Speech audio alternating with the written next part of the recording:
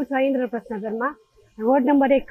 આ ઢાળિયામાં કોઈ રોડ તો પ્રથમ તો આ રોડની વાત છે. સ્ટ્રીટ લાઇટ નથી. બેનો દીકરી જાતી હોય તો એ લોકોને પ્રોબ્લેમ થાય. બુજુર્ગ માણસો હોય તો ચોમાસામાં તો સાવ નીકળી ન શકતા. ક્યારેક એવું બને કે કોઈ આટલા આવા કીચડમાં નીકળે કોઈના પગ બગે ભાંગા જ પાય. તો એ બધી તો ખોટું છે ને. કેટલી વખત કરેલી છે ભાઈ. એમ કે કરી જશું એમ કે કોઈ આવતું નથી. આ મહિલાની સુરક્ષા તો મેઇન છે. મારી યુવાન દીકરી છે, રાતને વગડે અમે કોઈ છોકરીને અહીંથી નીકળવા નથી દેતા. કેમ કે અહીંયા દારૂડિયા પડ્યા રહેતા હોય, છોકરીઓને હેરાન કરે, કોઈ પાછળ જતા પાછી અવરી જગ્યા છે એટલી.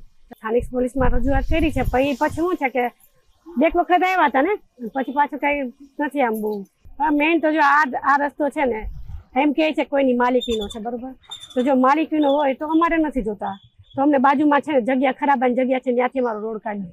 સમસ્યા કોઈ જાતની પ્રાથમિક સુવિધા છે જ નહીં. સ્ટ્રીટ લાઇટ નથી, રોડ રસ્તા નથી, ભૂગર્ભ ગટર નથી, ગાર્ડન નથી, સિટી બસની સુવિધા બિલકુલ નથી. અહીંયાથી અમારે 2 કિલોમીટર ચાલીને જવું પડે.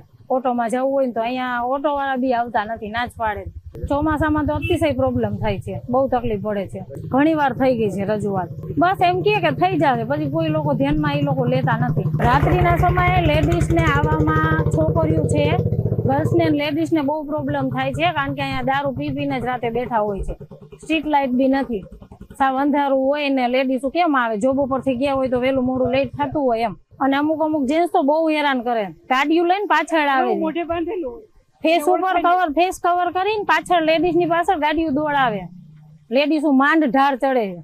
માંગ અમારી ઈ જ છે કે આ બધી અમને સુવિધા કરો. મેન તો પેલા આ રોડ નું કરો. અહીંયા નિકાલ ના હોય તો બીજે તમારો એનો ક્યાંક તો નિકાલ હશે ને. 4 સોસાયટી છે તો એ લોકોનો ક્યાંક તો રોડ નીકળતો હશે ને, તો એ અમને કરી દે કમ્પ્લેન. સ્ટ્રીટ લાઇટ નું કરી દે.